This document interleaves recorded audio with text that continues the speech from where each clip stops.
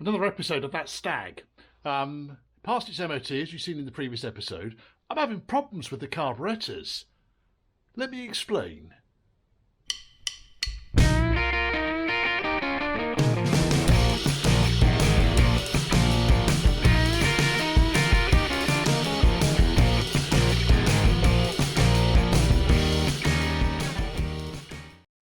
Before I do, though, please check you're subscribed. If not, why not? Hit the dingy bell, give me a thumbs up, give me a thumbs down if you absolutely must. It all helps those algorithms. Comments down below. If you fancy contacting me, then it's Churchhouse Classics, and that's all one word at gmail.com. If you want to support this madness, this channel, then there's a PayPal me link scrolling. And on the bottom of the screen here, I should do my very best not to swear. Stag owners don't like the swearing. Enjoy it! Right, so the story so far, and in a nutshell, customer complained that the idle speed keeps going up and down. It's not particularly consistent. Also, it stinks of fuel. It's running incredibly rich, as we've already discussed. So, for instance, the tailpipes were rich, etc., etc., etc. Now, I put my nice little Hawk carburetor air fuel tester. I will show you how this box works at the end of this video, I promise. And I faffed around with this thing. We took the dashpots off first and foremost. We got the dashpots moving nicely with the pistons and the dampers. We found that this carburetor on this side was set to run as almost as rich as it could possibly get.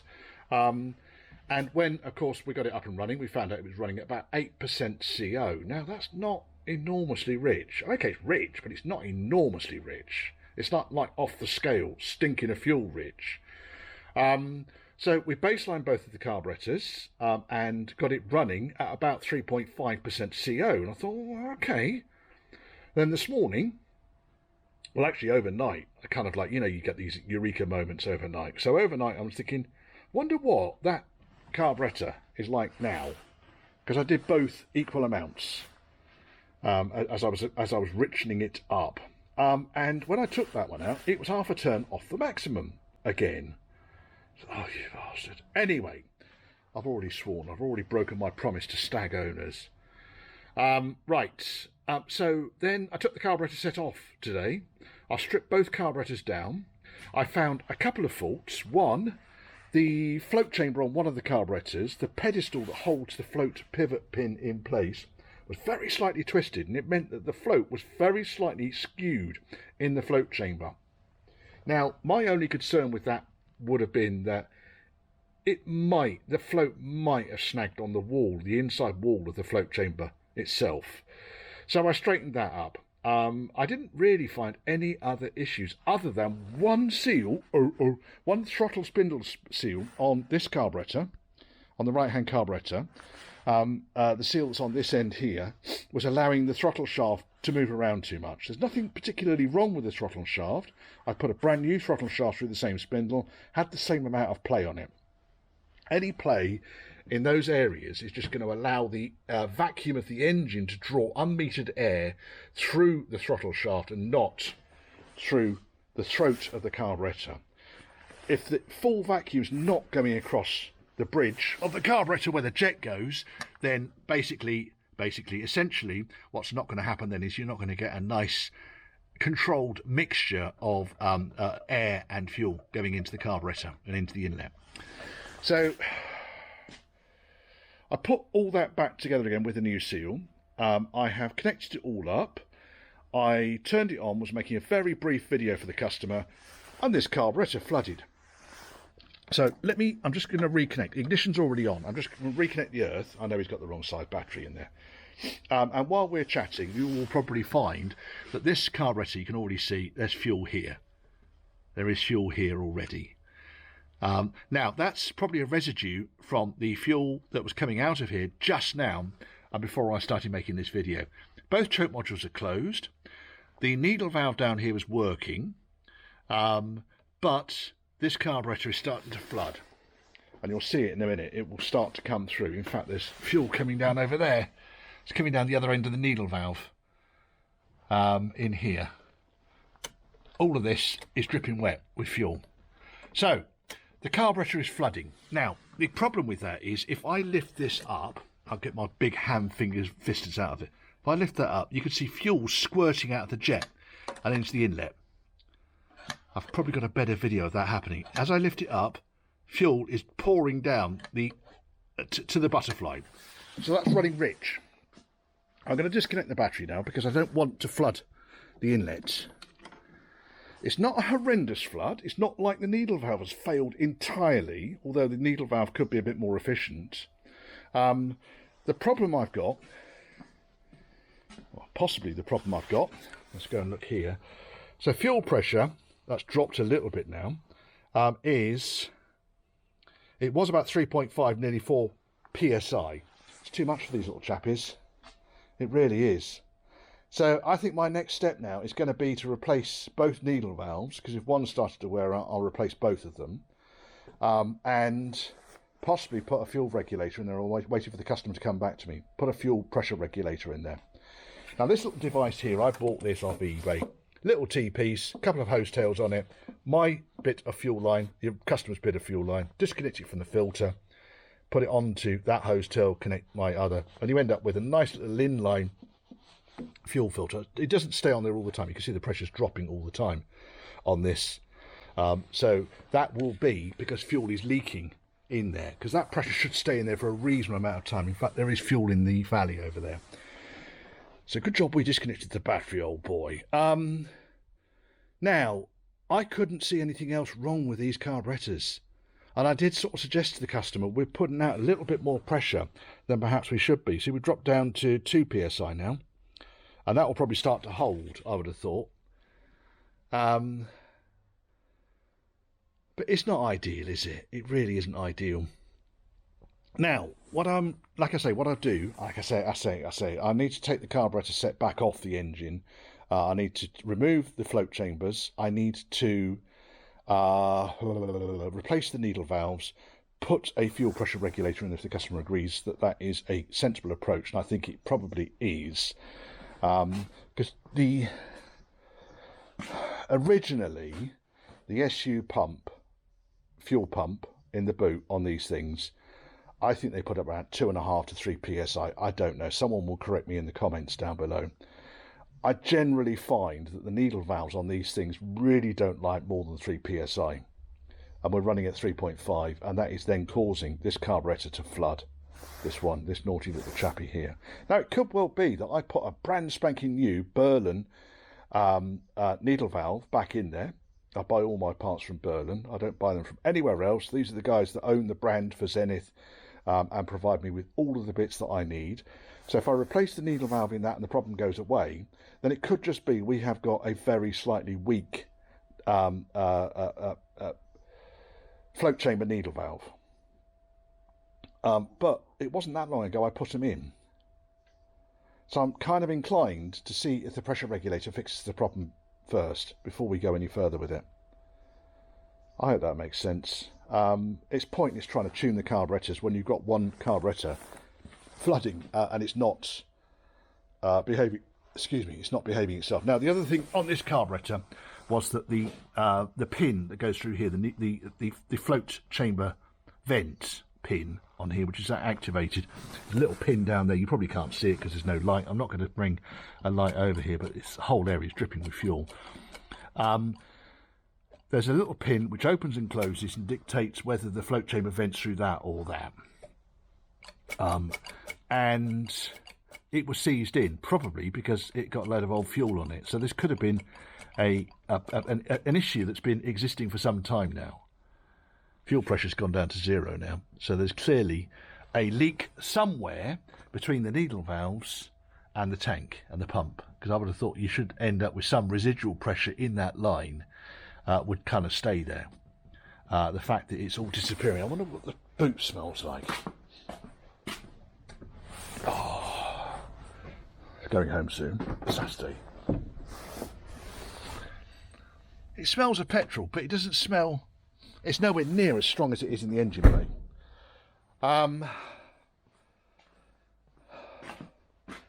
So we need to sort out the float level and the fuel pressure, then I can tune it up.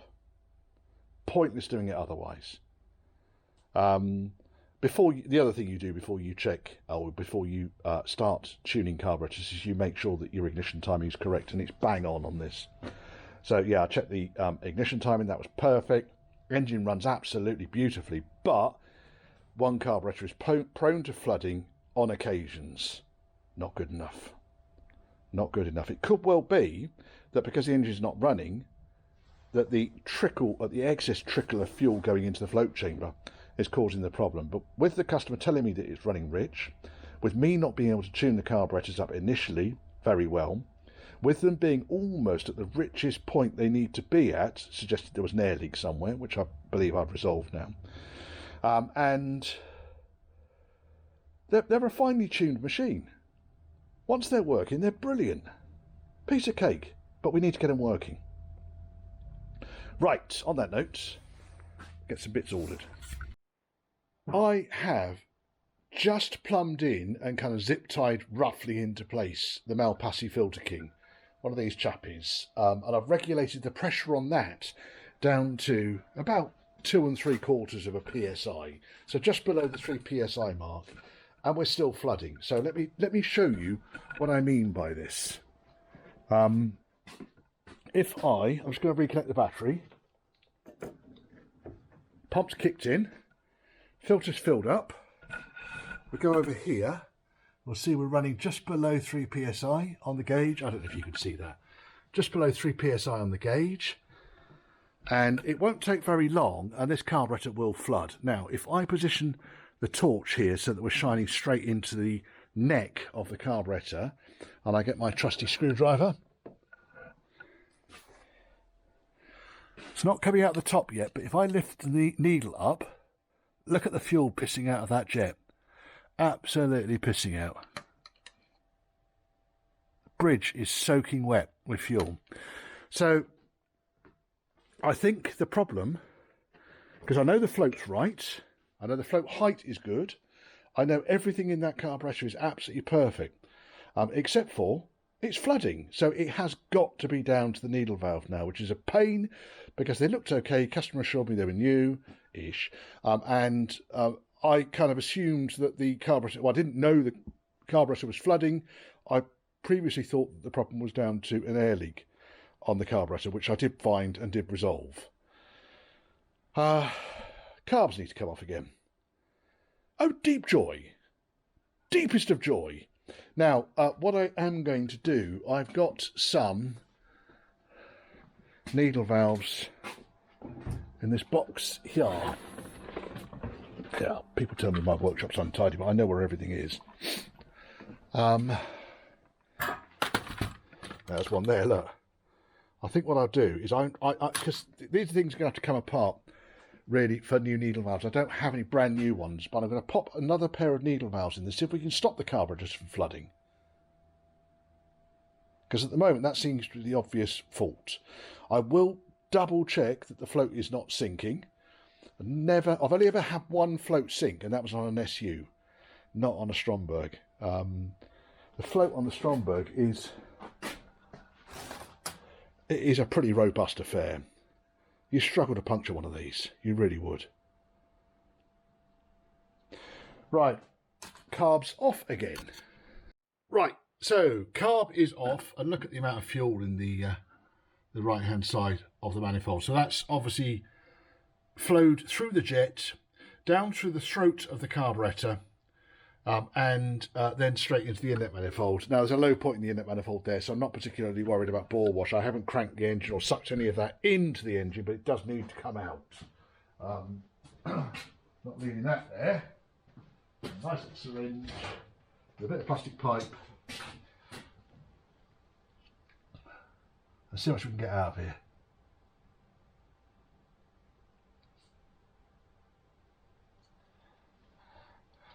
Right, there is, what's this, millilitres? I couldn't tell you, millilitres. That's 25.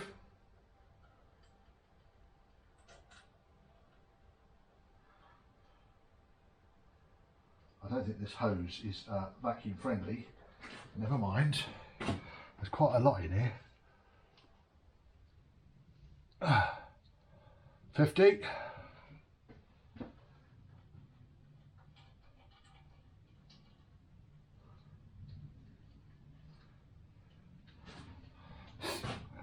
Other side is dry. There's only one carburetor that we've got a problem with here. 75.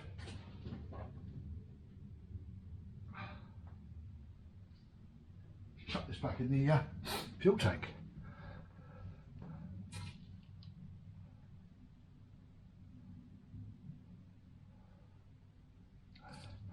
This is not going to help it running, I tell you. It really isn't going to help it running. So I suspect this is actually going to be a long running issue, in that this carburetor was flooding prior to it coming here, and that the excess fuel was pooling in the inlet manifold, and then as the engine is running, it's sucking that excess fuel into the engine. Right, now we're almost at the bottom of this.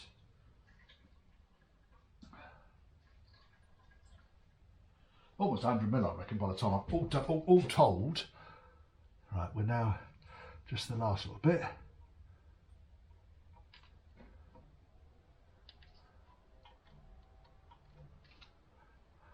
I mean, you will get a little bit of fuel pooling in the inlet manifold, but you don't want 100 mil in there. You really don't. And then we're going to find out what it is that's caused this, because when we find that out, it's going to help you.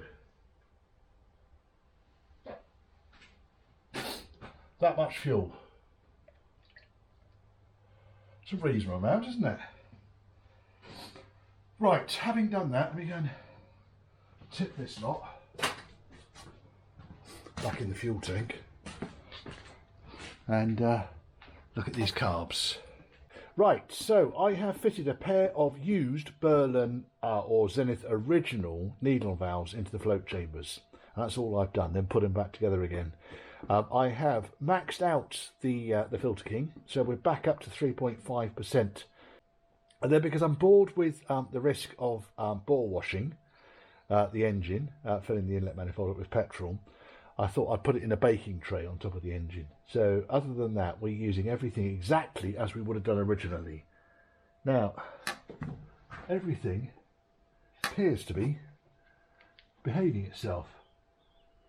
Nice dry bridge.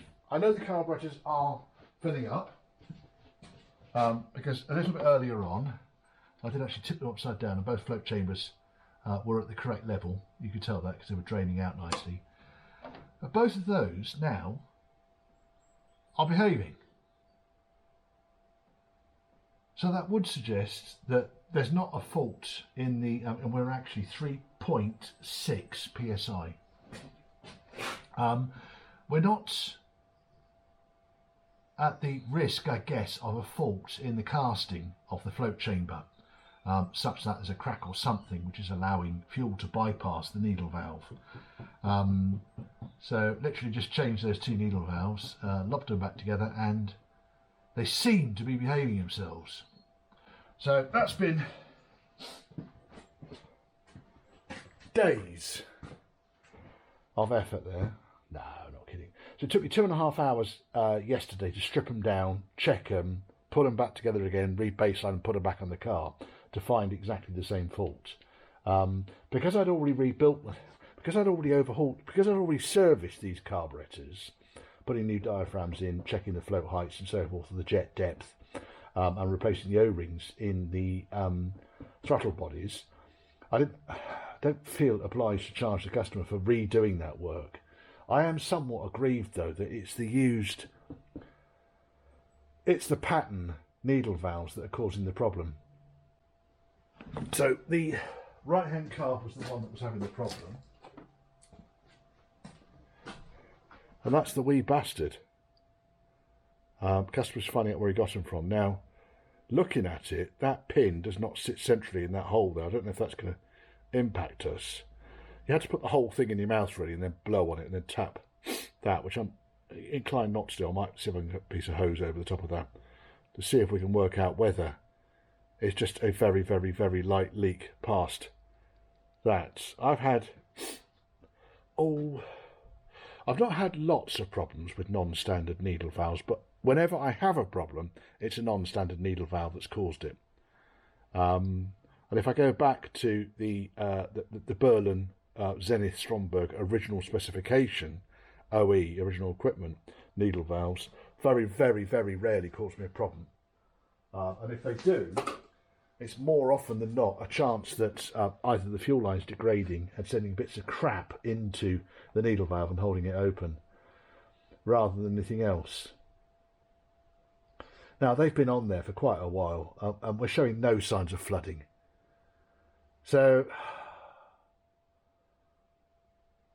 that's irritating, really. I mean, it's irritating that it's taken me that bloody long to identify root cause there. And I didn't actually know that the carbs were flooding the first time I took them apart. I just knew that I couldn't get the mixture setting how I wanted it, because I'm guessing when we first started the engine up and started doing the tuning on it, and we got to 3.5% CO, that the carbs weren't flooding at that point. And then the next time I put it all on, then the carbs flooded. And you probably find that if I did it a dozen times, the carbs might flood 5 times and not 7 times. I can do maths. So you end up with an intermittent fault with a needle valve, which probably seats happily just more than half the times, and not the last time, which is when it floods, when it causes all the aggravation. Because it's not just about the engine. Once the engine's running, it's still important that the float cuts off the fuel supply to the float chamber. Because if the float chamber level is too high, then the mixture will be too rich, regardless of what rev range you're at. And I think that's been the problem here. I haven't looked at all of the plugs. A customer took all the plugs out and said they were all very sooty, but I need to have a look and see if it's just 4 of the plugs that were sooty. And if that's the case, then we know what the root cause here is, don't we? Right-hand carburetor. Bastard thing. Right, good Strombergs. It's never the Stromberg's fault, it's always the pattern parts fault. Fun and games. And I was just checking in there, I was just checking the choke module setting. Just sometimes it pays. You do these things reasonably often. Sometimes you just need to go back to the manual and just double check. And where I find faults in the manual, I write on it with crayon to say, no, this is wrong. And there are faults in the manual.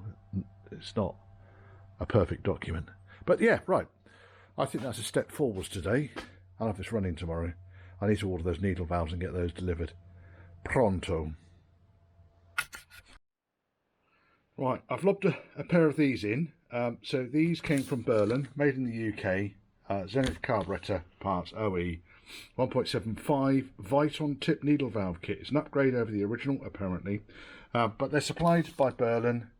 I'm going to trust them. I am going to trust them. Now, I had done exactly the same test where I fitted them into the carburetors, set the float levels, and then ran up the pressure. No issues whatsoever. So then I fitted them back onto the inlet manifold, and we're ready to kind of start up and get this thing warmed up and tuned up. Now, I did find another air leak.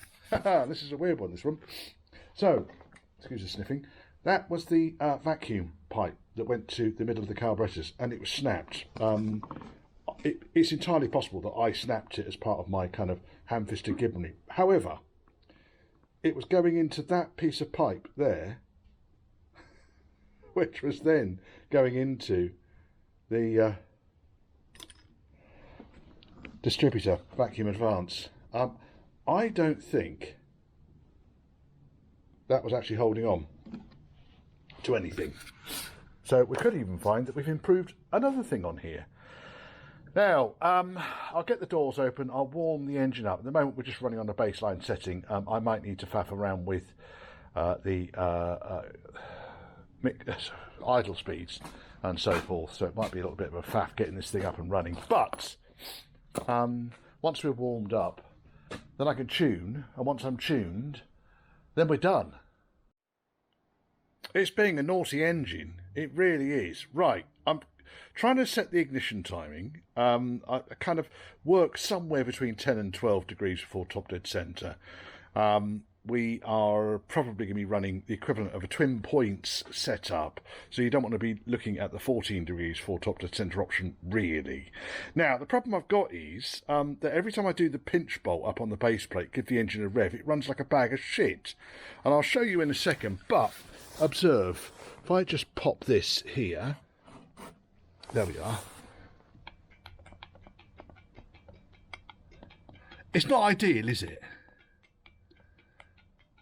So let me, with that in mind, I'm going to start up and I'll show you what the strobing, everything is doing. So, starts well enough, doesn't it? Running a little bit on the fast side, 1100 RPM, and the ignition timing is way too fast. So I'm going to wind the ignition timing back.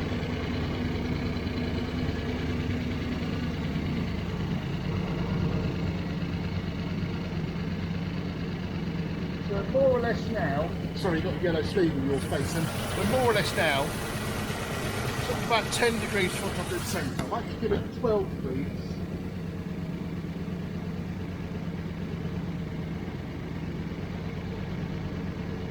There we are, 12 degrees from top dead centre. Looking good. Sorry about the strobing, folks. Now, observe. You're going to do nothing else other than that.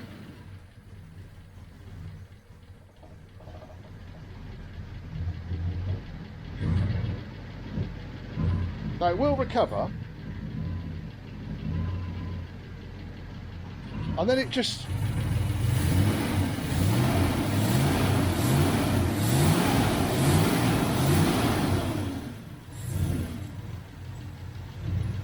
get it to idle, settle its idle nicely.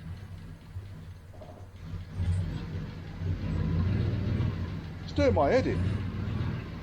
And if I turn it off, I do nothing else other than turning it off, back on again. I think there's a fault with the distributor. Right, so turning off, count to 3.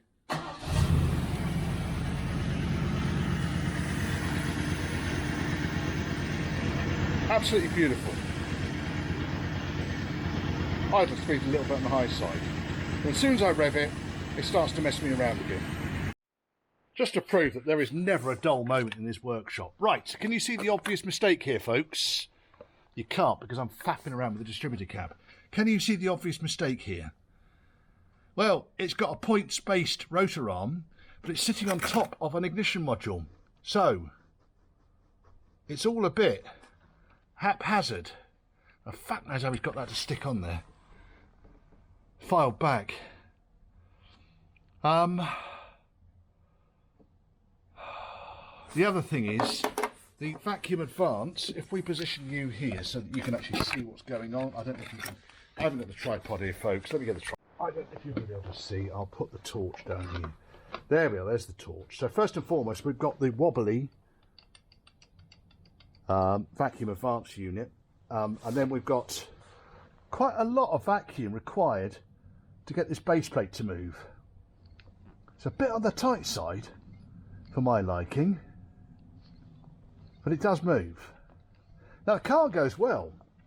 What I'm finding somewhat irritating is the fact that I can't get it to run smoothly all the time. It runs smooth, then it starts to misbehave. Then it runs smooth, then it starts to misbehave. Then it runs smooth, then it starts to misbehave. I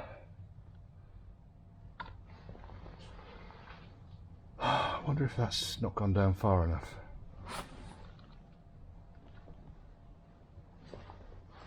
It has gone down far enough.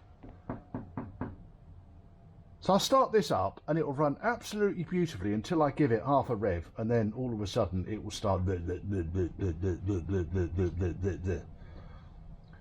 I'm sure that's an explanation for something, isn't it? So yeah, what's happened here is we've got the wrong distributor rotor. I then filed it down so it fits in there, but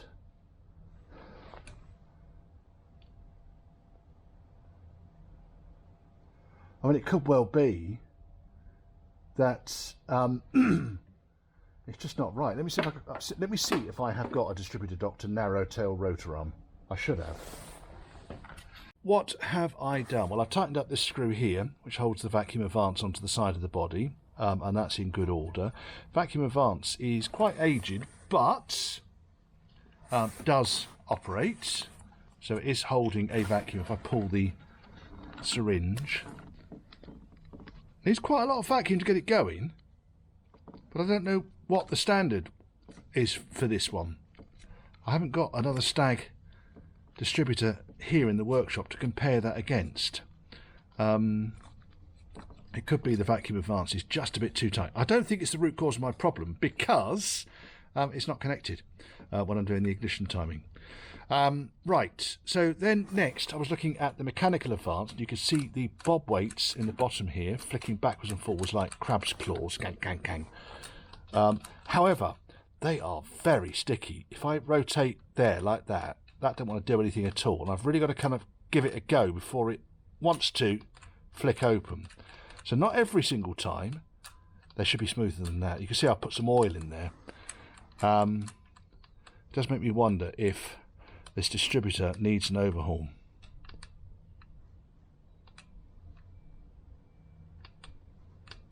Because it could well be that the mechanical advance is sticking, but I'm not then seeing that. Well, mind you, I haven't actually double tested it using the strobe, have I? It is starting to free up, but it's not great. That wants to be going nicely. Now, the last thing is, this is the base plate then for the Petronics setup. So we've got here a nice Petronics igniter 1 by the looks of things. That obviously then connects on to the vacuum advance, thus. And then you've got 3 fixings that hold the base plate down. The problem I had was the 3 fixings were too short, so they weren't actually holding the base plate very tight, and it's entirely possible that the base plate was wibbling around as well. So I'm going to, I've found myself some longer screws. They're number 6 UNF screws, so I'm going to pop those in, and then I have got in my stash, which is around somewhere, I just got the damn thing out and I put it somewhere, a narrow-tailed rotor. What do you do with it, Richard? There we are, narrow-tailed rotor. So that's the electronic ignition rotor. I've done videos about this. That's the ignition points rotor, and what's happened here is one has been filed down in order to accommodate it, which they are the same height, but I'm inclined to put the electronic ignition rotor on to see if it's actually resolving any problems at all. So let me pop this all back together again now, get the rotor in, the narrow tail rotor, and the little magnet for the Petronics. Oh, the other thing I did notice, by the way, just as Mr. Helicopter goes over the top, let's get this so that I can get this down and close. If I lift this out for a second, I can go over there.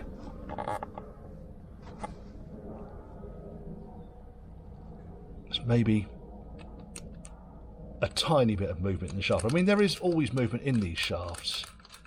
That is definitely rotating better than it was. But you can see the springs are rusty, that the oil that's going down into the bottom of the distributor is rusty. Kind of needs a bloody good overhaul, I think. Right, let's pop it back together again and see if we've made a difference. So, faults that I found in here. That wasn't attached, the base plate wasn't attached, we've got the wrong rotor arm, and the mechanical advance is sticky. Could well be that once that's spinning at half engine RPM, that's going to fling itself open. It's moving a lot better now already, you can see, from when we first started fiddling.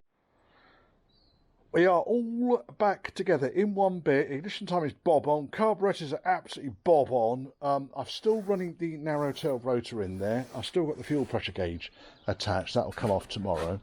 I was even looking up in the manual to see what the measurements were for the vacuum advance and retard. I need to give this car a clean out, don't I? Oh, hello, Stag. Right, here we go. Should we get the right keys, Richard? Right. Oh.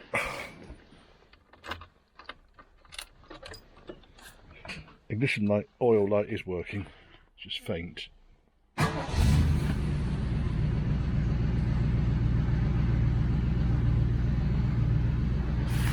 Runs sweet. Sweet as my fine pear. But this is the bit now, watch.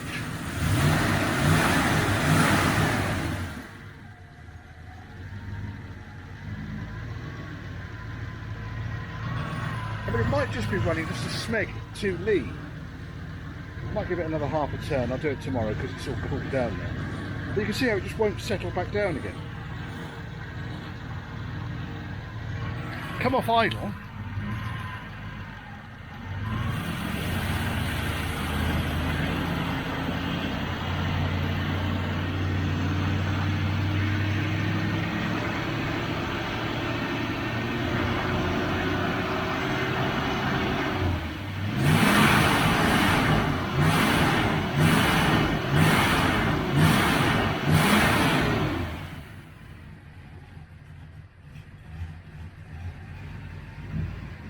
I'll give it another half a turn.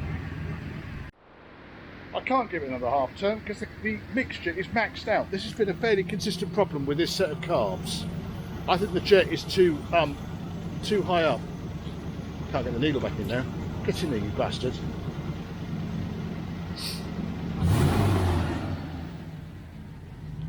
So I can't get him running any richer than that. But when I had the CO on there, it was registering 3.5.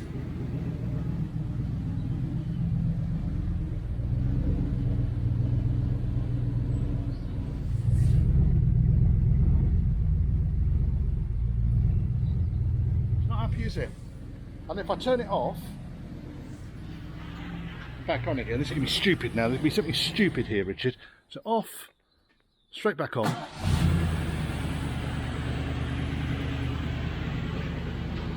The idle speed's gone up now.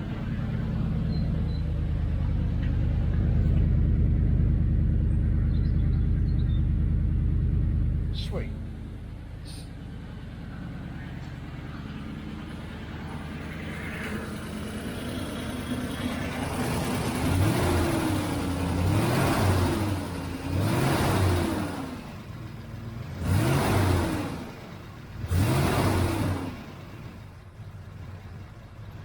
Weird, isn't it?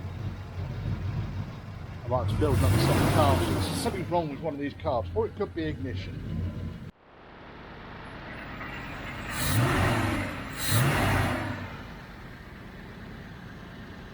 Go on, what did you do, Richard? Well, I'll tell you what I did.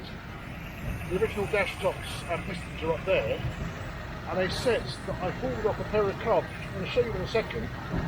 I looked at baseline them and put them straight onto the body. This is after I had spent an hour this morning replacing jets and everything else because I could not figure out what the f was going on with this bloody car. Haunted carburetors, folks. That's where I got the dash tops from. Right, running like a bag of spanners again. So what have I done? I've taken those two dash pots and pistons off. I've put the original pistons back in with a different set of dash pots. So we are either got a problem with the diaphragms or with the needles. Now these dash pots, if you remember rightly, they had the step on the inside of them, which I filed flat. The reason I use these dash pots and pistons as a unit is because they've also got the step on them. Behave yourself, we'll turn it off. But they've got B1AQ needles on them. And let's start.